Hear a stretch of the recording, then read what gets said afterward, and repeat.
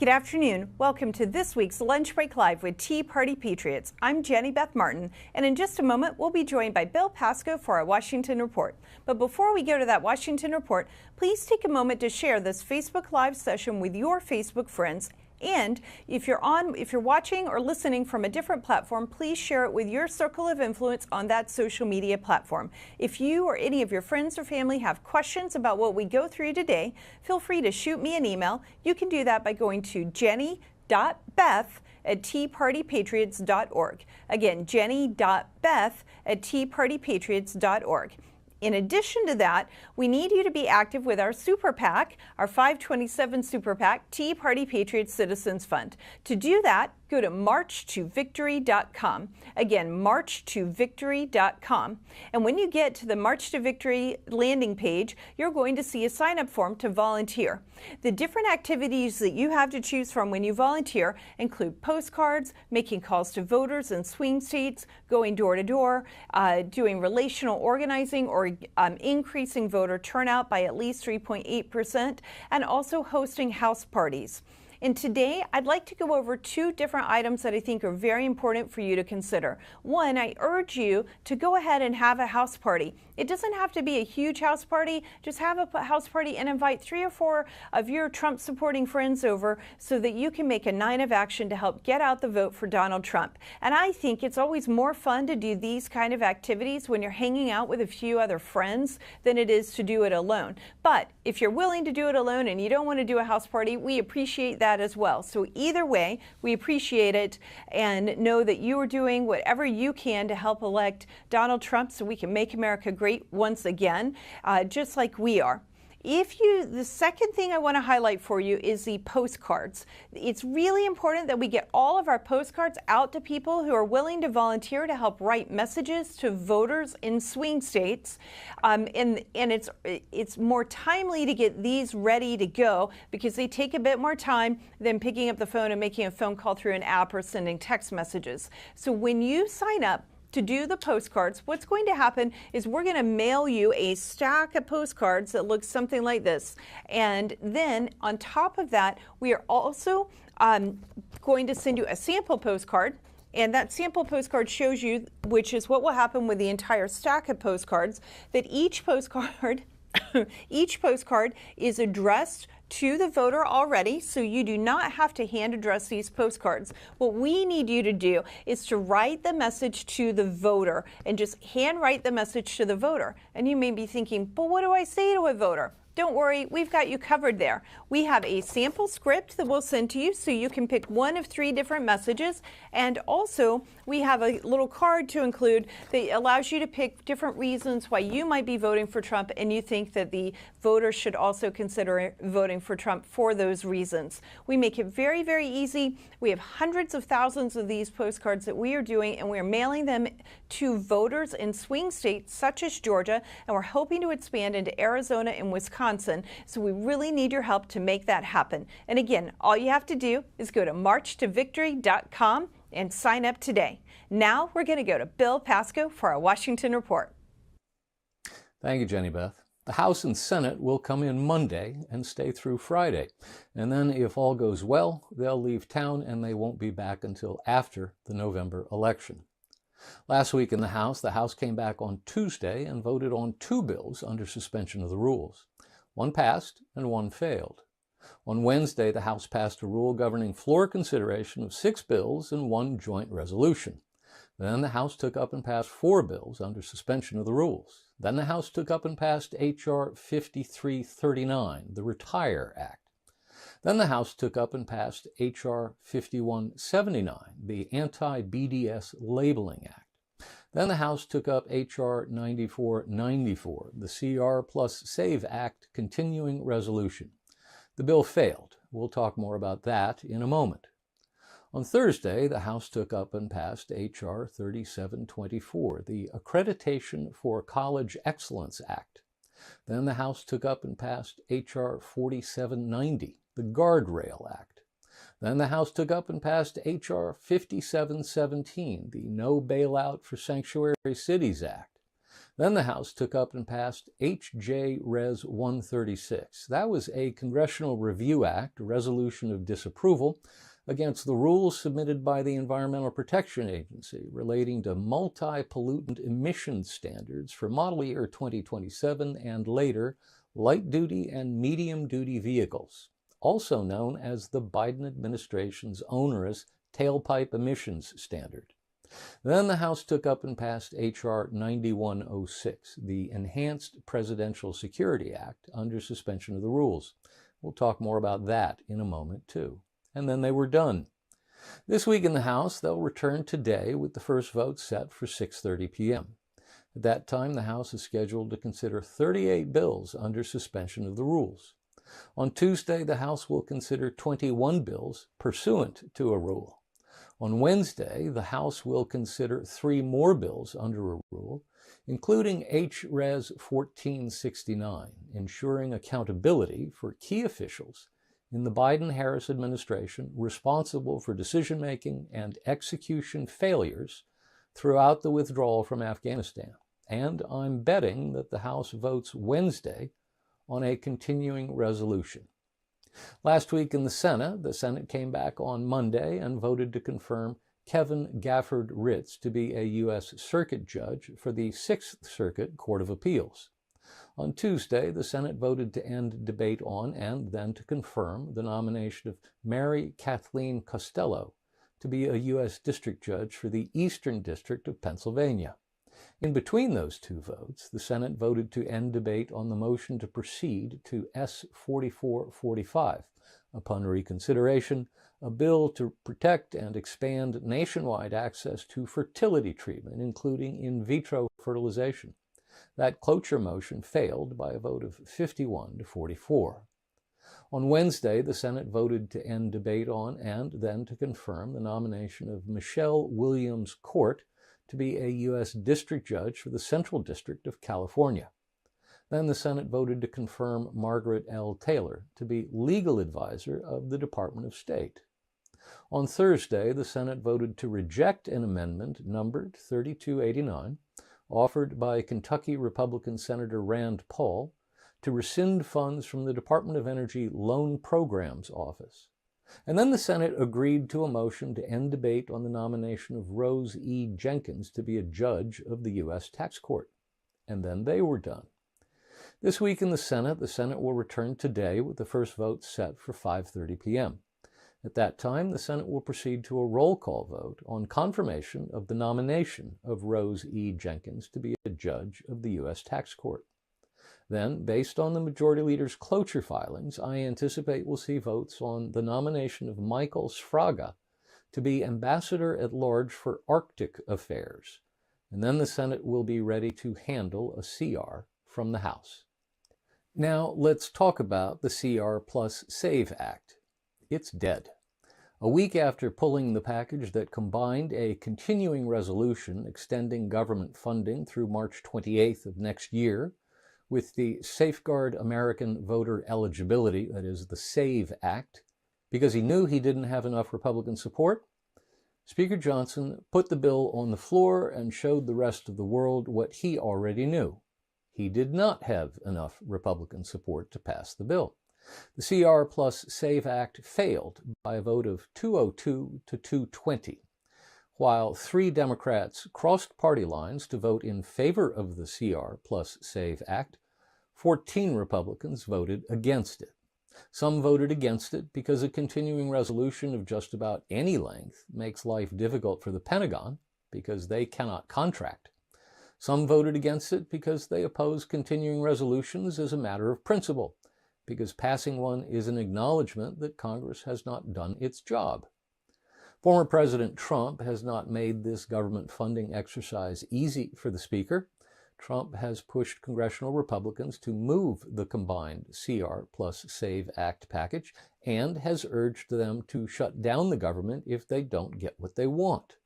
Remember, he had experience with a government shutdown during his presidency. In fact, it was the longest government shutdown in history, 35 days.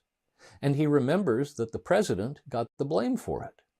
He may now be pushing for a government shutdown based on that experience. He may be thinking that a government shutdown now would hurt Kamala Harris because she's in the White House, and whoever is in the White House bears the brunt of the blame politically for a shutdown when one happens based on his experience.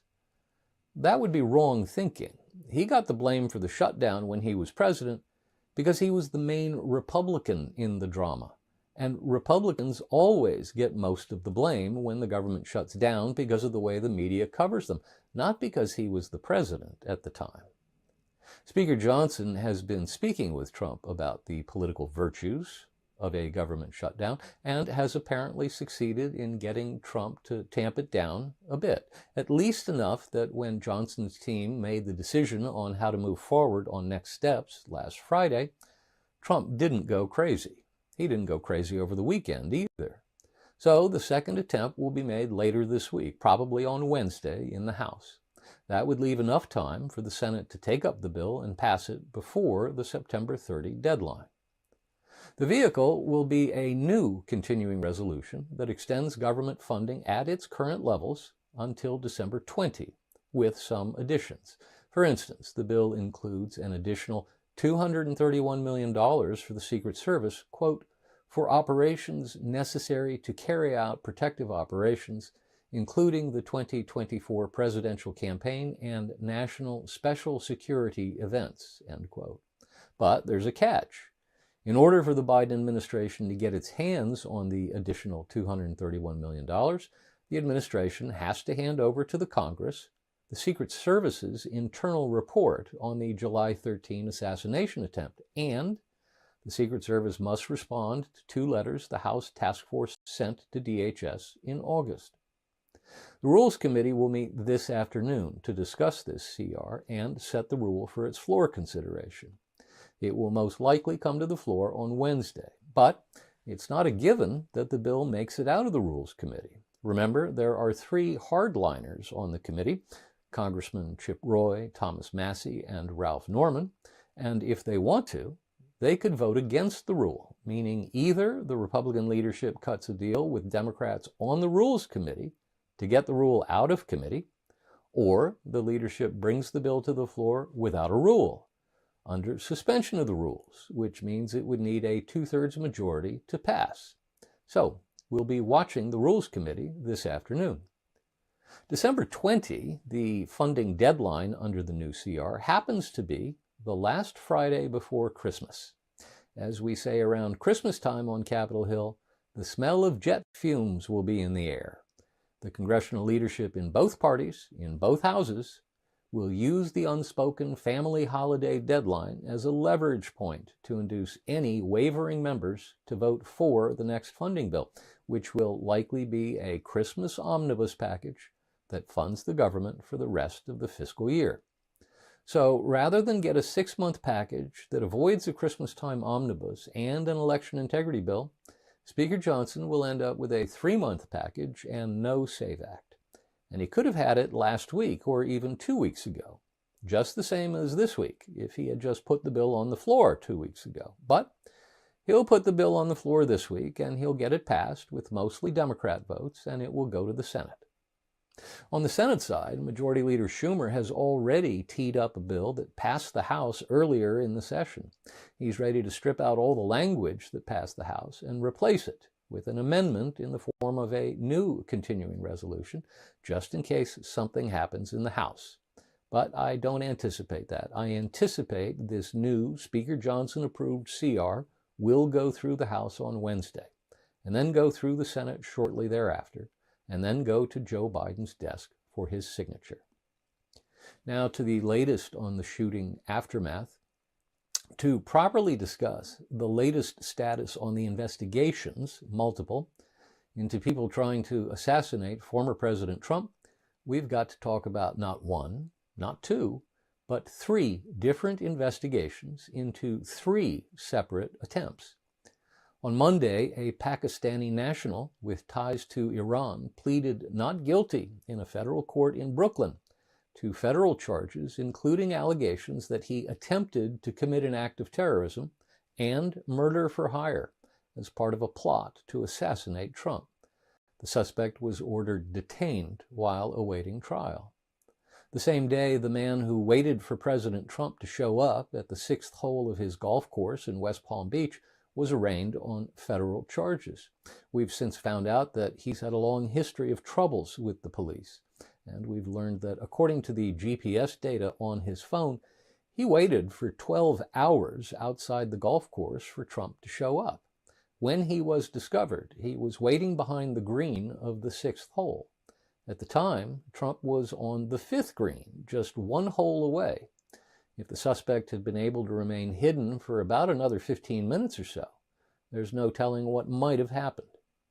On Tuesday, the Washington Times reported that the FBI agent in charge of the Miami field office, who is now tasked with leading the investigation into the failed assassination attempt, hates President Trump and retaliated against agents who supported Trump, according to whistleblowers. They say he was ordered by his superiors to scrub his social media accounts of anti-Trump posts before being promoted to head the Miami office.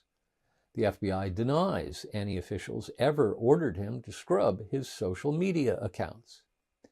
Meanwhile, on the same day, Florida Governor Ron DeSantis declared that the Attorney General of the state would be conducting his own investigation into the attempted assassination.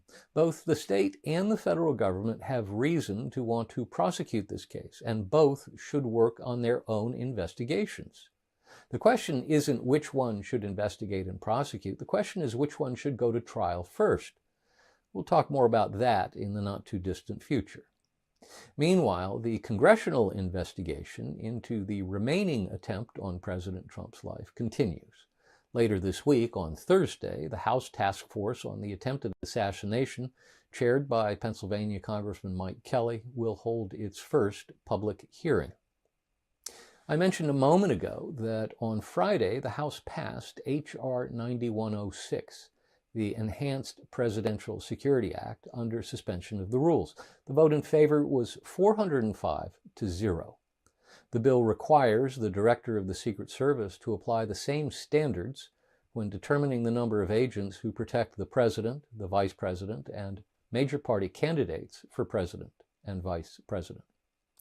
Finally, earlier today, the Gallup organization released the results of its new poll, showing that the Secret Service has hit a new low in the organization's polling over the last decade. Just 32% of survey respondents rated the agency's performance excellent or good, while 61% say it's only fair or poor. Troublingly, just 8% think it's excellent, while 36% think it's poor. Even worse, that represents a 23-point drop since the last time Gallup polled on the question 2 years ago, and a 38-point drop from a high of 70% 4 years ago. Now to the latest on that House Freedom Caucus leadership contest. Congressman Andy Harris of Maryland, first elected in the Tea Party year of 2010, was selected by his fellow House Freedom Caucus members to serve as chairman of the organization. He did not have to formally contest for the nomination because his would-be opponent, former Freedom Caucus Chairman Andy Biggs of Arizona, dropped out before the election meeting began. Harris is a cardinal of the Appropriations Committee, so named because there are only 12 of them and they wield enormous power over the federal purse. He is the chairman of the Subcommittee on Agriculture and Rural Development. He made some news in his first week as chairman. Appearing on the John Solomon Reports podcast, Harris said he does not support a government shutdown before the election, but could be open to one in December. Quote, "A month before the election, it's probably not a good idea to put it on the table," he said. "It's a negotiating tactic. I think that situation changes as you get into December." He went on to explain that if, for instance, Republicans maintain control of the House and win the Senate and the White House, they would then have leverage to potentially use a government shutdown to get some things done. Now to the latest on campaign 2024. First, the Teamsters. The Teamsters dropped a bomb on the presidential race last Wednesday, announcing that the powerful labor union would decline to issue an endorsement in the contest for president. And believe it or not, that was unfair to former President Trump. The same day, Teamsters officials released results of internal polling of the union's membership, showing that far more of the members support Trump for president than support Harris. In an electronic poll, close to 60% said they supported Trump, while just 34% backed Harris. A separate phone survey showed Trump up by 58 to 31%. Now to follow up on the debate. In the wake of the debate 2 weeks ago, the presidential race is tied, according to a new New York Times, Philadelphia Inquirer, Siena College poll released on Thursday. The two are tied at 47%. In Pennsylvania, on the other hand, Harris enjoys a 4-point lead.